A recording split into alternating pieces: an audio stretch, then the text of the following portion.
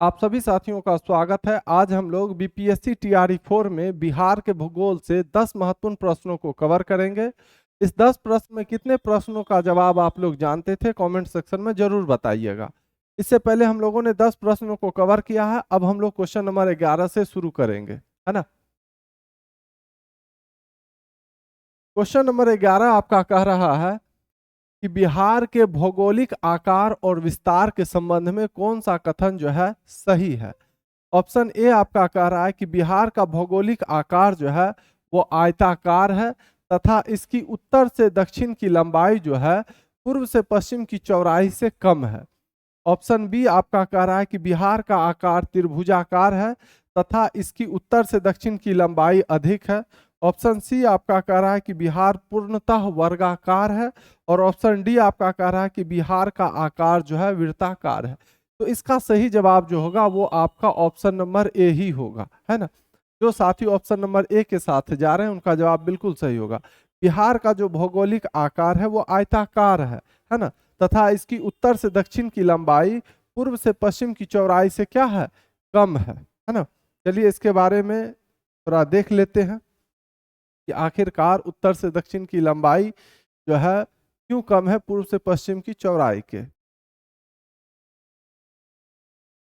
देखिए, बिहार का भौगोलिक आकार लगभग आयताकार है और इसकी उत्तर से दक्षिण की लंबाई लगभग कितना किलोमीटर है, तो 345 किलोमीटर है तथा पूर्व से पश्चिम की चौड़ाई लगभग 483 किलोमीटर है ना।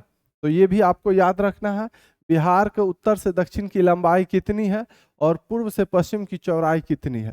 ठीक है, चलिए नेक्स्ट क्वेश्चन को अब हम लोग देख लेते हैं।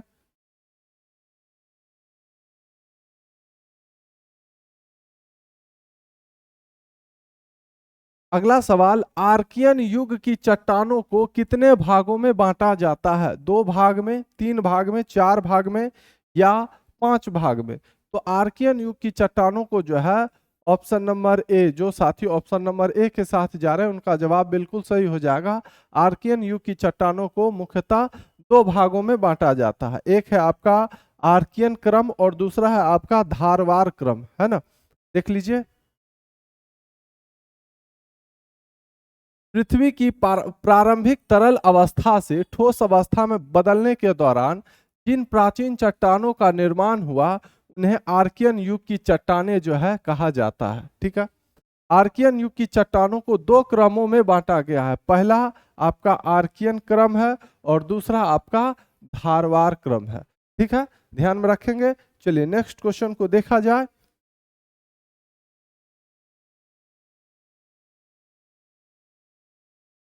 अगला सवाल आपका कह रहा है कि धारवाड़ शैल समूह में पाई जाती है खनिज चट्टानें और खनिज चट्टानें विंध्यन समूह की चट्टानें या आधुनिक युग की चट्टानें।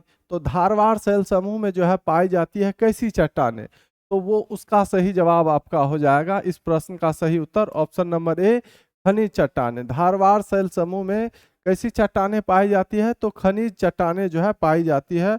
जो लोग ऑप्शन नंबर ए को चुने होंगे उनका जवाब बिल्कुल सही होगा। ठीक है, चलिए ये रहा इसके बारे में छोटा सा जानकारी।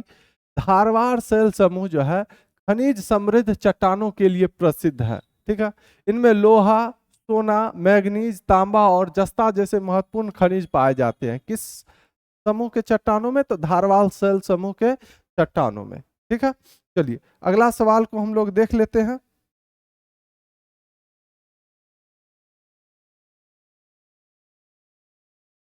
कह रहा है धारवाड़ समूह की चट्टानें बिहार के किन जिलों में मिलती है।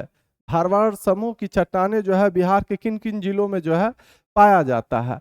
मुंगेर, जमुई और नवादा, गया, रोहतास और कैमूर, पटना, नालंदा और भोजपुर, भागलपुर, पूर्णिया और कटिहार। इन चारों ऑप्शन में कौन सा ऑप्शन सही होगा, तो जो लोग ऑप्शन नंबर ए को चुने होंगे उनका जवाब बिल्कुल सही हो जाएगा।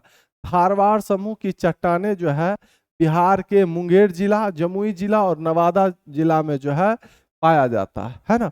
ऑप्शन नंबर ए आपका बिल्कुल सही जवाब हो जाएगा। अगला क्वेश्चन को देखा जाए। चलिए, बिहार में धारवाड़ समूह की चट्टानें मुख्यतः मुंगेर, जमुई और नवादा जैसे जिलों में पाई जाती है ना। चलिए नेक्स्ट क्वेश्चन को देख लेते हैं। बिहार के किन जिलों में आर्कियन क्रम की चट्टानें पाई जाती है? भागलपुर, पूर्णिया और कटिहार। ऑप्शन बी आपका कर रहा है रोहतास, कैमूर और भोजपुर। ऑप्शन सी पटना, नालंदा और वैशाली। ऑप्शन डी गया, मुंगेर और शेखपुरा। क्या कहा है कि बिहार के किन जिलों में आर्कियन क्रम की चट्टानें पाई जाती है? तो इसका सही जवाब, जो लोग ऑप्शन नंबर डी को चुने हैं उनका जवाब बिल्कुल सही हो जाएगा। बिहार के गया, मुंगेर और शेखपुरा जिलों में जो है आर्कियन क्रम की चट्टानें पाई जाती है।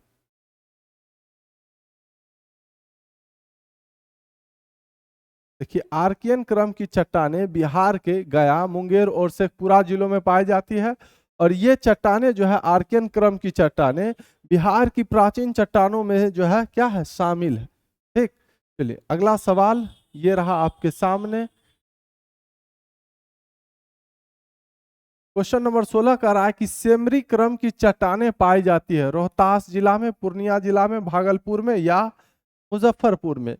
सेमरी क्रम की चट्टानें जो पाई जाती है वह रोहतास में पाई जाती है, रोहतास जिला में। ऑप्शन नंबर ए इस सवाल का सही जवाब होगा।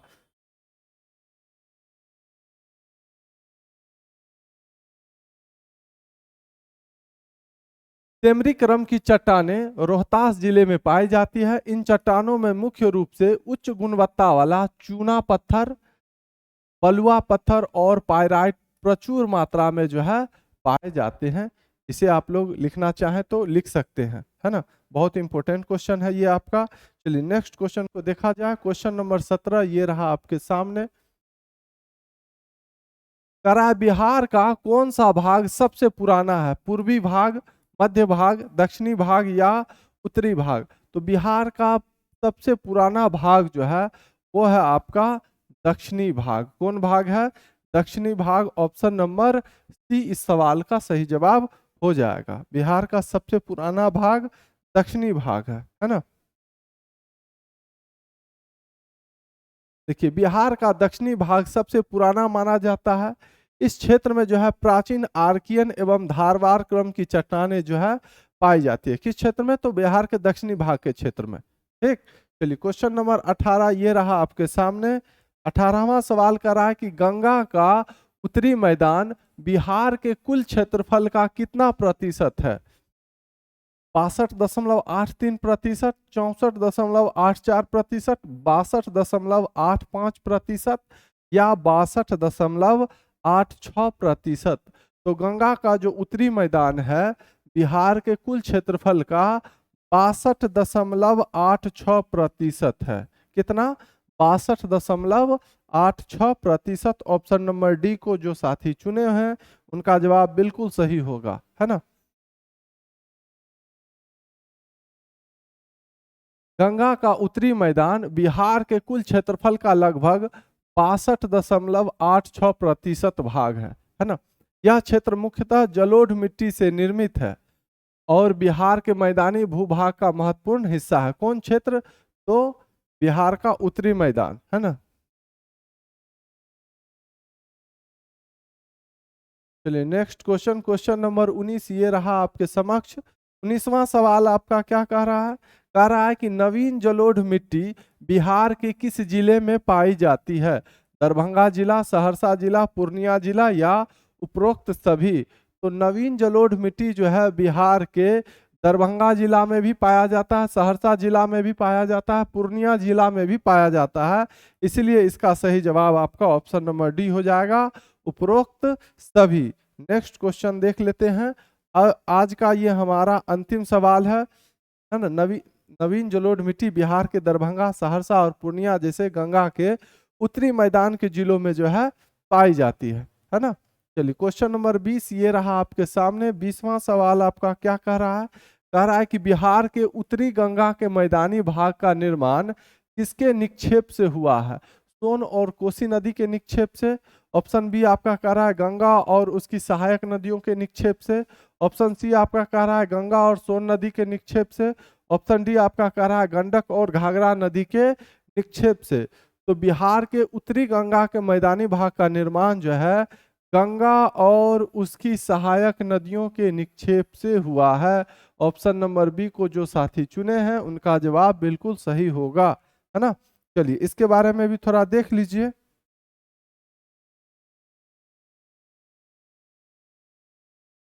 बिहार के उत्तरी गंगा के मैदानी भाग का निर्माण मुख्यतः गंगा और उसकी सहायक नदियों द्वारा लाए गए निक्षेप यानी जमा हुए पदार्थ से हुआ है। निक्षेप का मतलब होता है किसी पदार्थ को लाकर जमा करना, है ना। तो मिट्टी को ही जमा किया होगा, जलोढ़ मिट्टी को। ठीक है, तो चलिए आज का सेशन यहीं पर समाप्त होता है। रोजाना आपको 10 प्रश्न का जो है आपको वीडियो मिलेगा। बिहार का इतिहास, बिहार का भूगोल, बिहार का अर्थव्यवस्था, है ना, और स्वतंत्रता में जो है बिहार का योगदान, जो भी आपके सिलेबस में है बिहार से सब आपको मिलेगा। ठीक है, वीडियो अच्छा लगा हो तो लाइक जरूर कर दीजिएगा, और अभी तक इस परिवार से नहीं जुड़े हैं तो चैनल को सब्सक्राइब कर लीजिए। फिर हम लोग अगली वीडियो में मिलते हैं। धन्यवाद।